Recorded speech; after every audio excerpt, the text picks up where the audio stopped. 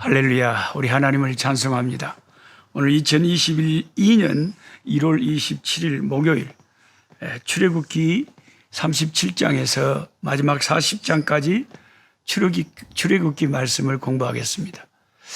저는 어제에 이어서 계속 아프리카의 따뜻한 여름을 여러분과 함께 영상을 통해서 함께 나누면서 말씀 공부를 시작합니다. 한국은 겁나게 추운 겨울로 알고 있습니다. 근데 여기는 이렇게 따뜻한 남녘의 햇살이 비치는, 새가 울고 꽃이 피는 아름다운 여름 날씨, 시원한 바람이 불어오고, 제 식물연구소에서 말씀 공부를 같이 하니까 참 좋습니다. 출애굽기 오늘 본문 중에 이제 성막을 다 기구들을 하나님께서 부사렐과 오홀리옵과 지혜로운 자들을 선택하셔서 하나님의 성막에 필요한 모든 기구들 다 만들게 하시고 성막을 완성시키십니다. 성막이 세워진 날짜가 여러분 알고 기억하시면 앞으로 신앙생활 하는데 큰 도움이 됩니다. 제가 이렇게 질문을 한다고 했을 때 주관식으로 답을 쓸 수 있는지 한번 생각해 보세요. 이스라엘 백성들이 애굽에서 출애굽한 후에 얼마 만에 하나님의 성막을 이스라엘 진중에 완성했습니까? 출애굽한 지 얼마 만에 하나님의 성막이 완성되었습니까? 이렇게 물어보면 성경을 많이 읽으신 분들도 막상 질문을 하면 가만히 그것을 제대로 알고 있는 사람이 아니면 1년 만에 지었나? 2년 만에 지었나? 3년 만에 지었나? 6개월 만에 지었나?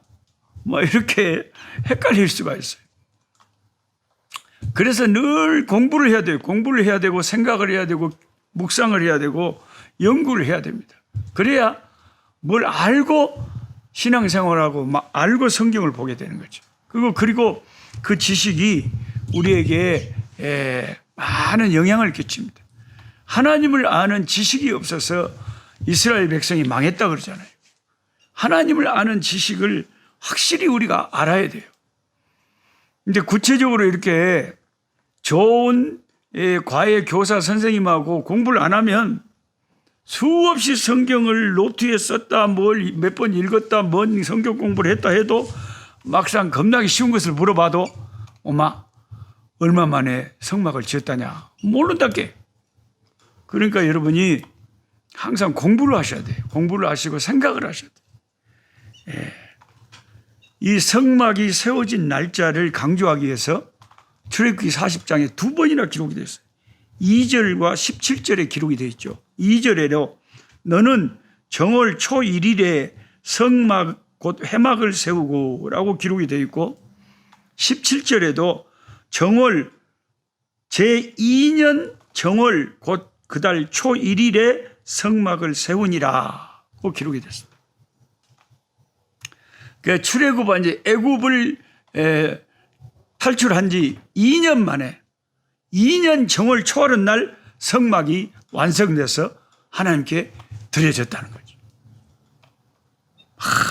그 참 은혜스러운 말씀입니다.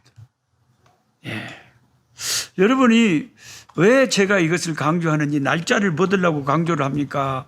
이해를 못 하실 수 있겠지만요. 출애굽기 12장 2절에 이달로 너희에게 달의 시작 곧 해의 첫 달이 되게 하라고 기록을 했거든요. 그러니까 하나님께서는 이스라엘 백성이 출애굽한 그 경험을 이제 첫 달로 삼아요. 출애굽한 달을 1년의 첫 달로 삼으라. 이게 참 의미심장한 하나님의 교훈이 있는 거예요. 우리 한국은 보통 세상 사람들이 쓰는 태양력을 따라서 1월 달을 계절의 변화에 따라서 1월 달로 삼았지만 이스라엘의 달력은 종교 달력은 다릅니다. 하나님이 자기 백성에게는 네가 구원받은 그날 그 달이 1년의 첫 달이 그게 시작이다. 거기서부터 시작이다. 구원부터 시작이다. 이게 중요한 거예요. 예수 믿는 저와 여러분의 인생에서 제일 중요한 것은 구원받은 것부터 시작하는 거예요. 모든 것이 시작이 구원부터 시작하는 거예요.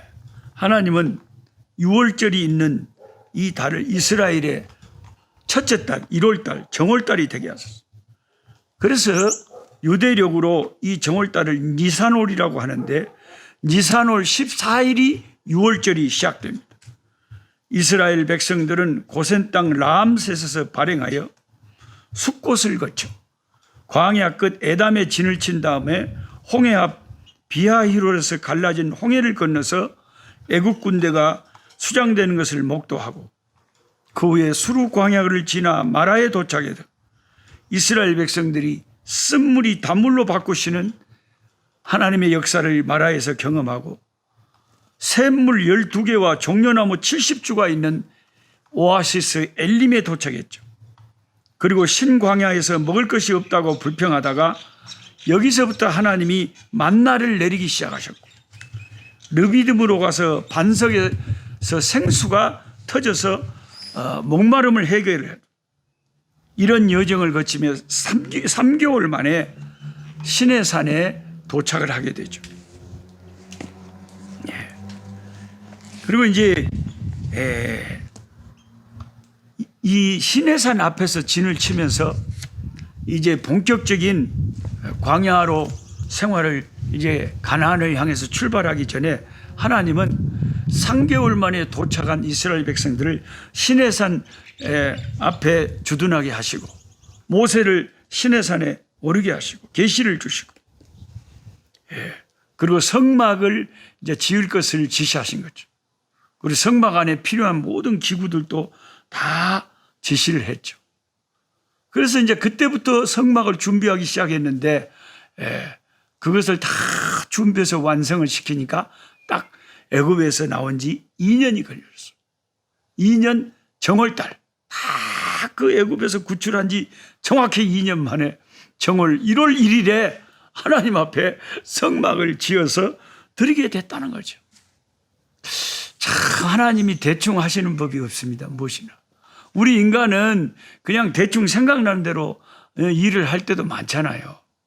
하나님이 하시는 일들을 가만히 보면 철저한 계획과 섭리 속에서 하나님의 일들이 진행이 되는 것을 알 수가 있습니다. 정확하게 2년 만에 출애굽한 지 2년 만에 2년 1월 1일 정월 1월 1일 날 하나님이 성막을 완성해서 하나님의 성막을 아버지 앞에 드리게 했습니다.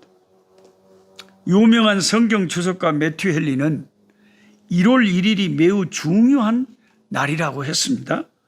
언제나 새로운 결심을 하고 새로운 출발을 하기 때문이라고 했습니다.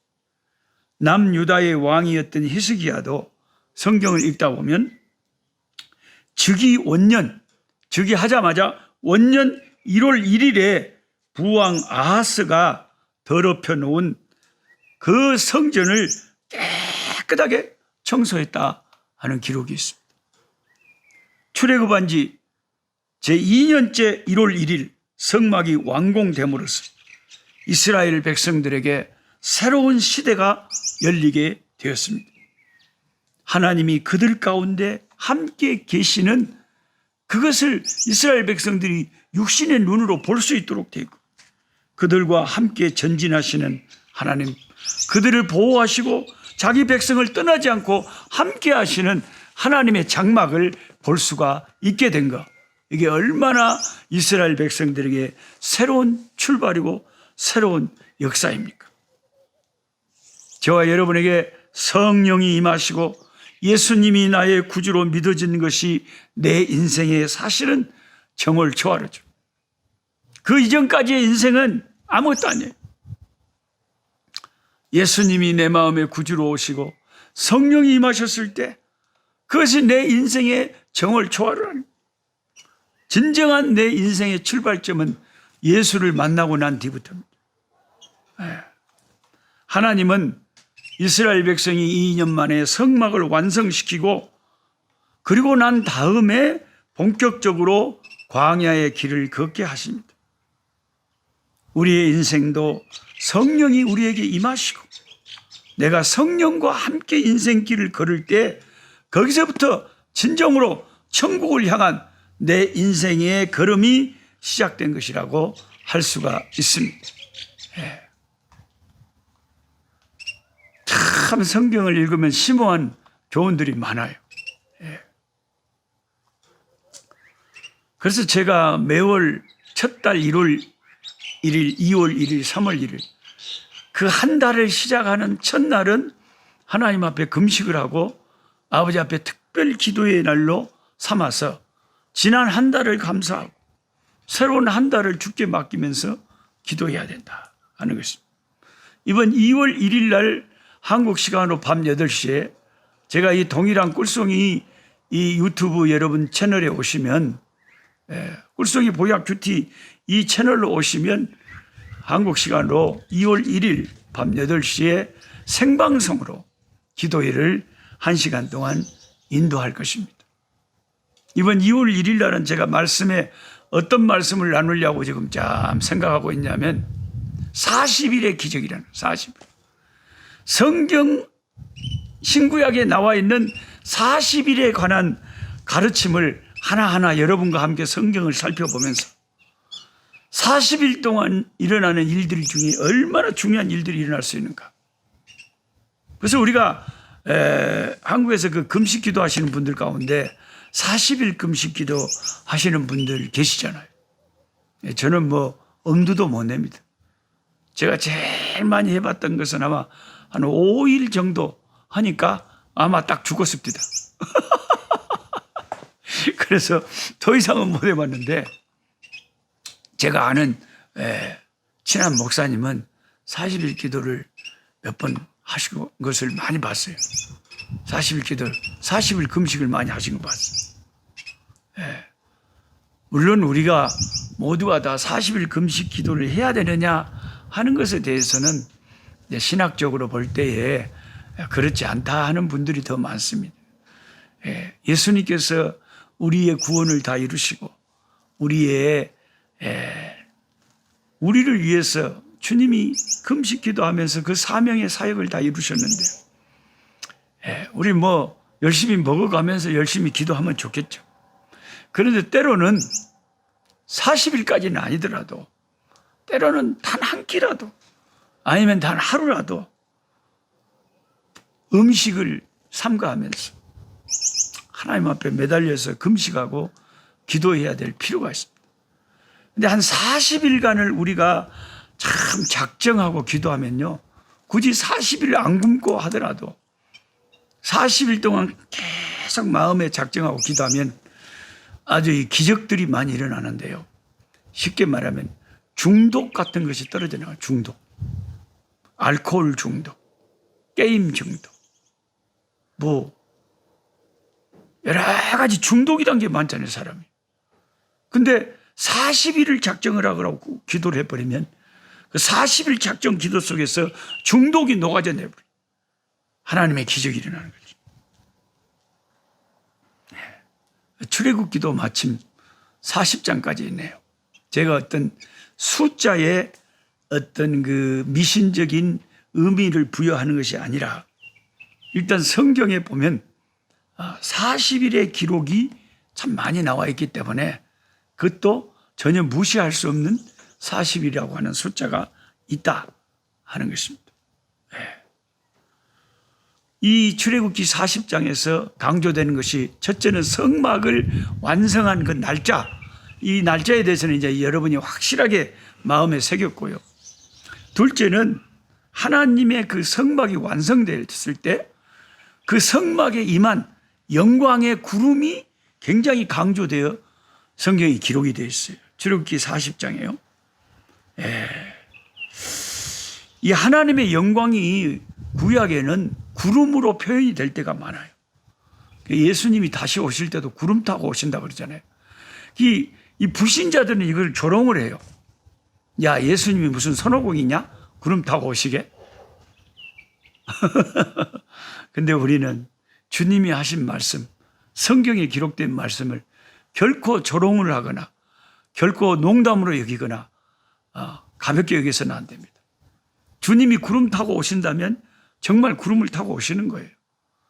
그러면 성경에서 말하는 구름이라는 것은 하나님의 영광을 말하는 거예요. 하나님의 영광.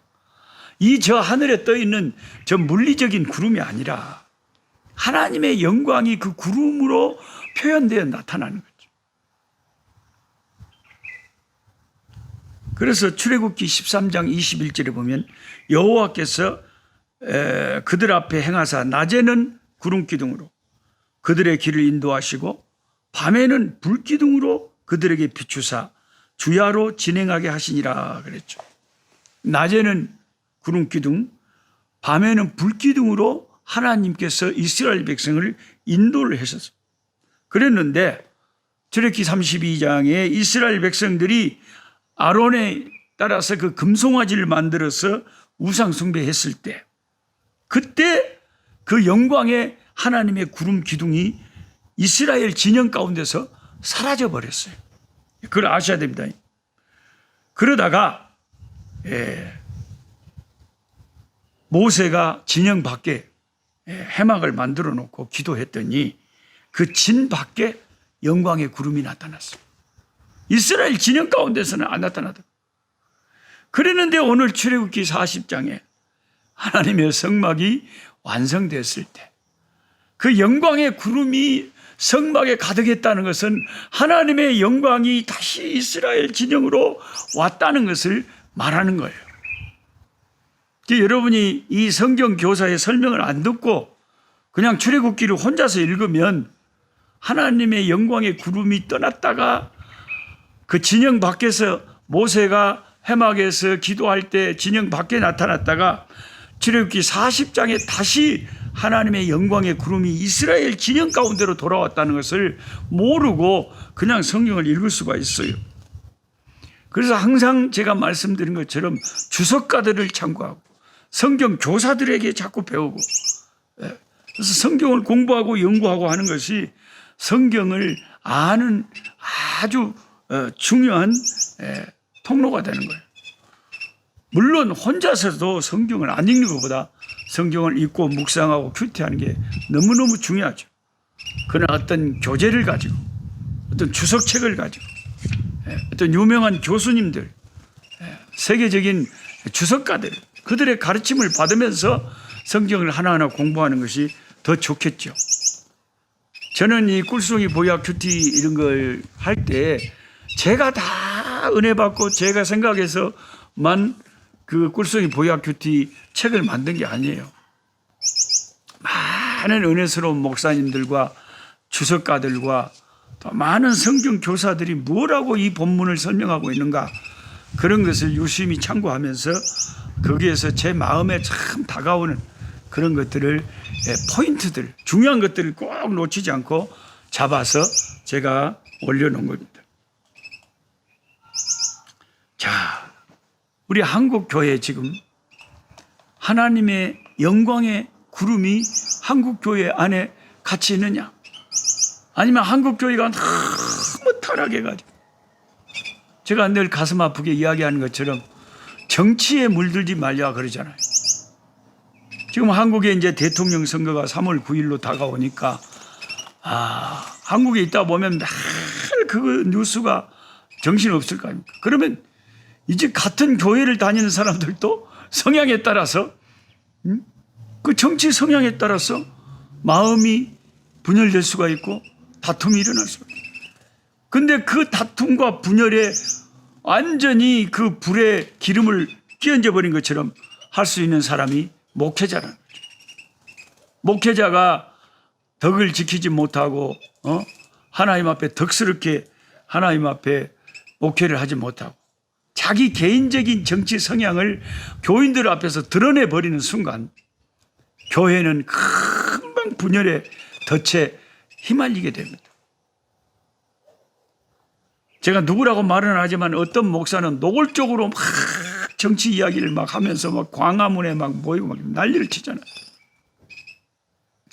근데 철없는 속 없는 한국 교인들 일부, 아주 이 속 창시가 없는 일부 교인들은 그런 사람 선동을 두고 따라다녀요. 나는 그분들이 신기하게도 열심히 기도하고 막 방언하고 막 또 굉장히 교회 오래 다니고 열심히 믿는 분들이 그러는 것이 가슴 아파요. 얼마나 의식이 없었으면 그럴까. 이분들은 진짜로 예수님을 자기는 사랑한다고 생각하지만 자기들의 행동이 하나님의 교회를 욕먹인다는 사실을 깊이 인식을 못하는 거예요. 왜냐하면 예수 믿는 저와 여러분의 목적은 한 영혼이라도 불신자를 예수님께 인도하는 사명, 이것보다 더 큰 사명이 없거든요. 예수 안 믿는 사람을 예수님께로 인도하고 교회가 빛이 되려면은, 소금이 되려면은 우리가 불신자들에게 어떻게 해야 되겠습니까? 만약에 나하고 정치 성향이 다른 사람을 전도하려고 하는데 내가 노골적으로 정치 편향성을 드러내면서 예수 믿습시다, 교회 다닙시다 하면 그 사람들이 오히려 교회를 개독교라고 하고 욕을 하고 오히려 그냥 고개를 살리살리 흔드는데 무슨 전도가 되냐 말이에요. 우리가 전도의 문을 막아놓고는 전도 안 된다. 네. 나중에 하나님이 분명히 책임을 물을 거예요. 예수님보다 정치 그 목적을 더 이루려고 노골적으로 정치를 따라다녔던 사람들, 정치 목사를 따라다녔던 사람. 여러분이 얼마든지 투표장에 가서 하나님 앞에서 나라를 위해서 최선을 다해서 투표를 하는 것은 잘하는 것이지만 영혼 구원을 위해서는 우리가 지혜가 필요해요. 그래서 우리는 어떻게 하든지 하나님의 영광이 하나님의 교회 가운데 함께 해야 되고, 하나님이 함께 하시는 한국 교회가 되려면요, 하나님이 교회를 기뻐하셔야 돼요. 그리고 불신자들이 교회를 생각할 때 참 저 예수 믿는 사람들은 너무 신사적이고 너무 인품적이고 인품이 훌륭하고 참 착한 사람들이다. 저 사람들을 보니까 하나님이 계신 게 믿어진다. 이렇게 하나님께 영광이 되는 교회가 되고 교인들이 돼야 된단 말이에요.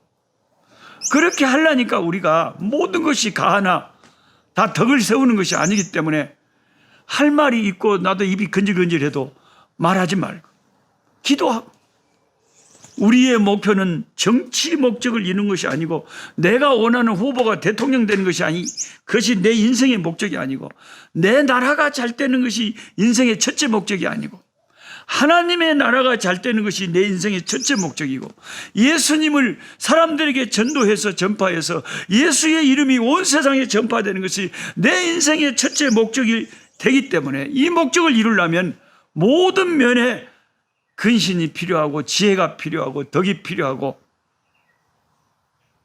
조심성이 필요하다 하는 제 마음을, 제 생각을 잘 이해해 주시기를 바랍니다. 하나님 아버지 감사합니다.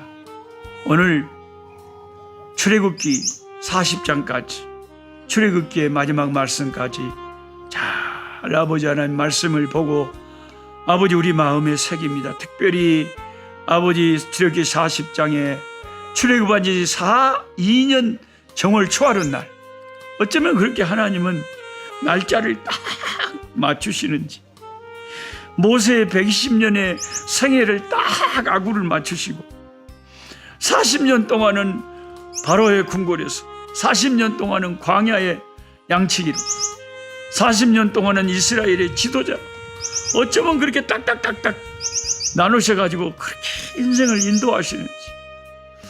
하나님, 모든 것이 우연히 흘러가는 것 같지만 하나님에게는 우연이란 것이 없고 철저한 하나님의 경륜과 섭리와 계획 속에 우리의 인생을 이끌어 가시는 줄 믿습니다. 우리를 이 땅에 탄생하게 하신 이가 하나님이시니 우리를 또 언제 데려가실지 하나님은 정확하게 그 날짜와 시간도 아실 줄 압니다. 아버지, 이 땅에 하나님이 살게 하시는 동안 하나님의 영광이 성막에 임하고 하나님의 영광의 구름기둥이 다시 이스라엘 진영 가운데 돌아온 것처럼 하나님의 영광이 한국교회 가운데 회복되고 하나님께서 한국교회를 기뻐하시고 한국교회가 불신자들에게 덕이 되고 욕먹지 않고 손가락질 당하지 않도록 하나님, 예수 믿는 우리가 처신을 잘할 수 있게 도와주시기를 원합니다. 나의 작은 욕구를 이루려고 아버지 함부로 경거망동하다가 예수 그리스도의 이름에 아버지 영광을 가리는 일이 없도록 우리에게 은혜를 주시고 지혜를 주시고 아버지 행동에 신중함을 주시기를 원하옵고 소원합니다. 우리나라 형편을 잘 아시는 하나님, 우리 인간들의 생각들은 다 다릅니다. 하나님, 인간의 생각대로 우리나라가 흘러가지 않게 하여 주시고 하나님이 판단하실 때에 우리나라가 더 힘을 얻고 잘 되는 부강한 나라를 이루어서 세계 만방에 복음 전하는 선교의 국가가 될 수 있도록 하나님, 좋은 지도자가 선출될 수 있도록 하나님 간섭하여 주시고 역사하여 주시옵소서. 사람의 뜻대로 되지 말고 아버지 뜻대로 되게 해 주옵소서. 지역 감정, 아버지 각 세대 감정, 아버지 모든 개인의 이해 타산을 초월해서 우리 아버지의 거룩하신 뜻이 이루어지는 역사가 우리 한국의 아버지 대선 가운데 일어나게 도와주시옵소서. 다투지 않게 하시고 싸우지 않게 하시고 남의 의견을 존중할 수 있는 우리 성숙한 시민들이 되게 하여 주옵소서. 예수님의 이름으로 기도드리옵나이다. 아멘. 아멘. 약한 자 힘주시고 강한 자 바르게 주한 자 정케